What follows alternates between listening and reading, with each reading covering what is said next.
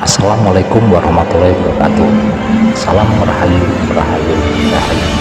Teman-teman, jumpa lagi dengan Lancang Heru, channel yang membahas tentang seni, budaya, kehidupan sehari-hari serta wisata, teman-teman. Dan juga membahas sedikit tentang filosofi dan sejarah Nusantara. Mari kita lanjutkan videonya, teman-teman. Teman-teman, di video sebelum ini ya teman-teman, itu saya telah membahas tentang bagaimana cara kita mengenali sedulur papat, teman-teman. Sedulur papat 5 pancer versi nasihat dari Sunan Kalijogo, teman-teman. Dan seperti janji saya kemarin, bahwa untuk video kali ini saya ingin membahas tentang ritual meruat sedulur papat itu, teman-teman, agar bisa membuat kita bisa mengalahkan atau mengendalikan sedulur papat itu, teman-teman. Jangan sampai kita dikendalikan. Sedulur papat 5 pancer itu adalah satu tunggangan atau suatu alat kita untuk menjalani kehidupan ini secara lebih baik, teman-teman. Teman-teman, sekedar saran teman-teman, sebelum kita lanjutkan pembahasan video ini ya teman-teman. Teman-teman silahkan tonton juga video-video, ada beberapa video ini yang isinya itu saling berhubungan dengan video yang akan kita bahas kali ini, teman-teman. Video yang pertama adalah video yang berjudul Hakikat Manusia Itu Memayu Hayuning Bawono, teman-teman. Di video ini membahas tentang filosofi Hanacaraka yang ditulis oleh Sultan Hanyakrokusumo, teman-teman. Video yang kedua adalah video yang berjudul Innalillahi wa inna ilaihi raji'un, itu melahirkan konsep kesadaran murni, teman-teman. Video yang ketiga, teman-teman, itu video yang berjudul Kakang Kawah Ade Ari-ari ya, teman-teman. Di video ini saya membahas tentang mengenali sedulur papat kita, teman-teman. Versi sedulur papat 5 pancer versi Jawa ya, teman-teman.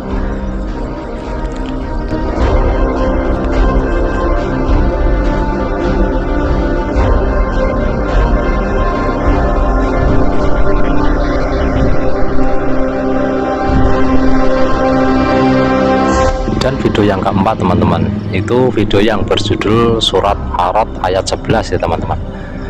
Di video ini saya membahas tentang masih sedulur papat versi nasihat Sunan Kalijogo ya, teman-teman. Dan membahas juga tentang wayang kulit, yaitu wayang pegunungan, teman-teman, yang di dalamnya ada 4 gambar binatang, yaitu macan, banteng, monyet, dan burung merak, teman-teman. Dan itu adalah dalam filosofi Jawa, itu melambangkan 4 saudara kita itu, teman-teman. Teman-teman, saya mengucapkan terima kasih kepada teman-teman yang telah mendukung channel ini bisa berkembang sejauh ini, teman-teman. Dan untuk teman-teman yang baru menemukan channel ini, silahkan tekan tombol subscribe, like dan share ya, teman-teman, agar jangkauannya lebih luas lagi dan lebih banyak memberi manfaat edukasi pada kita semua, teman-teman. Oke, kita lanjutkan pembahasan video kali ini, teman-teman, yaitu cara tirakat untuk meruat sedulur papat kita, teman-teman.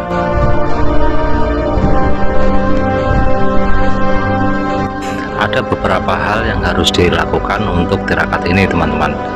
Yang pertama adalah datangilah keramat yang paling keramat bagimu, teman-teman.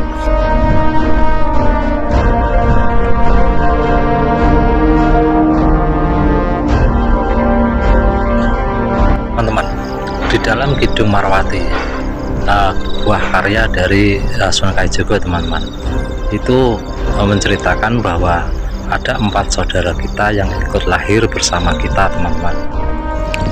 Dan ada saudara kita yang lain yang tidak ikut lahir kita, teman, tapi pernah bersama kita di dalam kandungan ibu, teman-teman,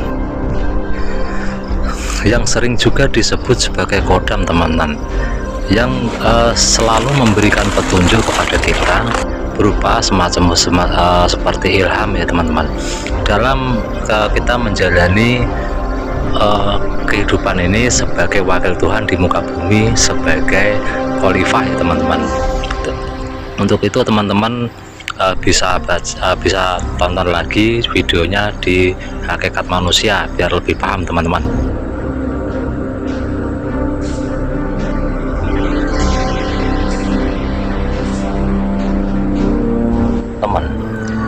Orang yang paling dijabah doanya oleh Allah Subhanahu wa Ta'ala ya teman-teman, itu adalah orang yang melahirkan kita sepaket dengan sedulur papat ya teman-teman, dan juga malaikat atau khodam yang mendampingi kita, teman-teman.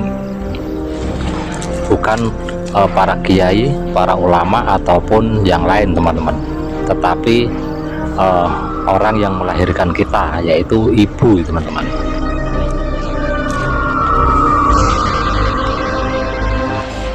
Teman-teman, makna dari Kidung Marmati ini itu sama dengan hadis Nabi Muhammad ya teman-teman, yaitu ketika salah satu sahabat itu bertanya kepada Rasulullah, "Ya Rasulullah, siapakah orang yang harus saya hormati, yang paling saya hormati di dunia ini ya Rasulullah?"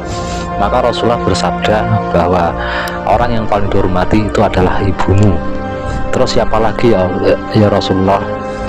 Ibumu. Terus siapa lagi ya Rasulullah? Ibumu. Sampai 3 kali Rasulullah menyebut ibumu. Setelah itu baru bapakmu.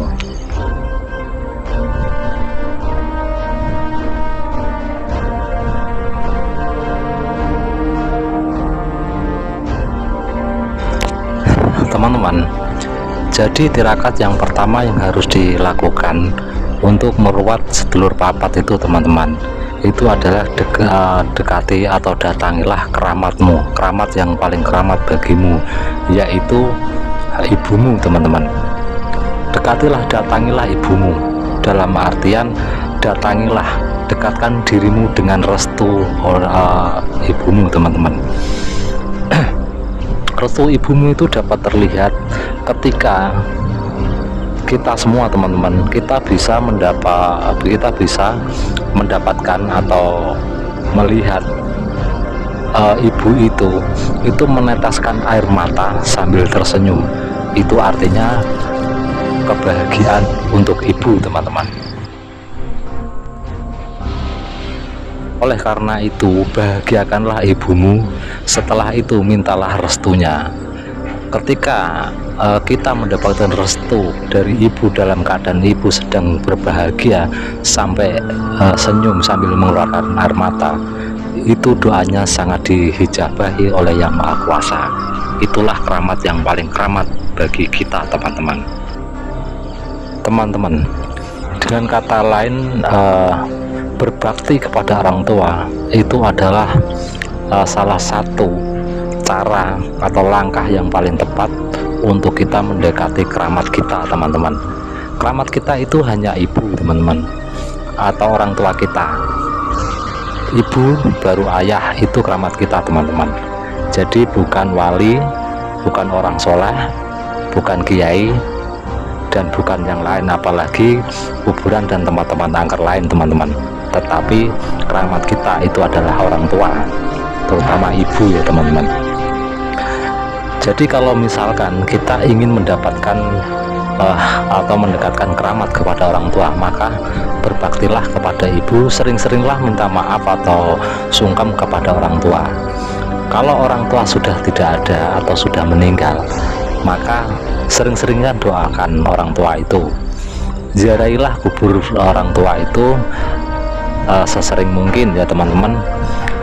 Jangan kita berbangga atau kita dengan semangatnya kita ziarah ke makam wali atau ke makam siapa saja, orang-orang soleh dan para kiai, teman-teman, tetapi melupakan makam orang tua, teman-teman.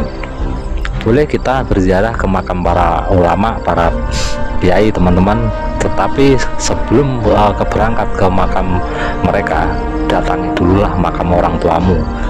Doakanlah orang tuamu agar semua dosa-dosanya diampuni oleh Allah Subhanahu wa taala. Insya Allah dengan cara itu terwujudlah baktimu kepada orang tua, dan insya Allah itu adalah jalan yang paling tepat untuk mendekati keramat kita. Jadi tirakat pertama untuk meruat sedulur papat itu adalah dengan cara berbakti kepada orang tua, teman-teman, menjadi anak yang soleh. Teman-teman, tirakat yang kedua yang harus kita lakukan adalah dengan cara berpuasa, teman-teman. Nah, untuk mengetahui puasa yang saya maksud di sini, teman-teman bisa lihat videonya yang berjudul filosofi puasa kejawen ya, teman-teman. Dengan berpuasa kita bisa mengambil banyak hikmah ya, teman-teman. Salah satunya kita bisa merasa syukur ya, teman-teman, karena kenikmatan ketika kita berbuka.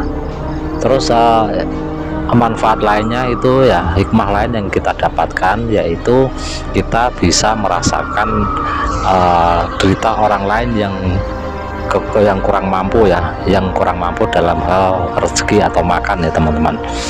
Dan masih banyak lagi hikmah-hikmah yang kita dapatkan dari berpuasa. Di samping itu puasa itu akan membuat kita itu lebih banyak merenung atau mawas diri, teman-teman. Itu adalah kunci atau maksud tirakat dalam meruat sedulur papat, yaitu mawas diri dengan dilandasi dengan berpuasa, teman-teman. Dan langkah terakhir untuk meruat sedulur papat yaitu dengan cara kita berdoa, teman-teman. Dengan berdoa kita itu menggantungkan diri, menggantungkan hidup kita itu kepada Allah Subhanahu wa taala. Jadi kita tidak merasa sombong, tidak merasa berkecil hati atau terlalu pesimis atau optimis, teman-teman. Jadi kita berserah diri, bersandar, kita serahkan hidup kita kepada Allah Subhanahu wa taala. Itu adalah kunci atau cara kita, ritual kita untuk merawat sedulur papat, teman-teman. Mudah-mudahan ini bermanfaat. Terima kasih yang sudah mendukung channel ini. Wassalamualaikum warahmatullahi wabarakatuh. Salam rahayu, rahayu, rahayu.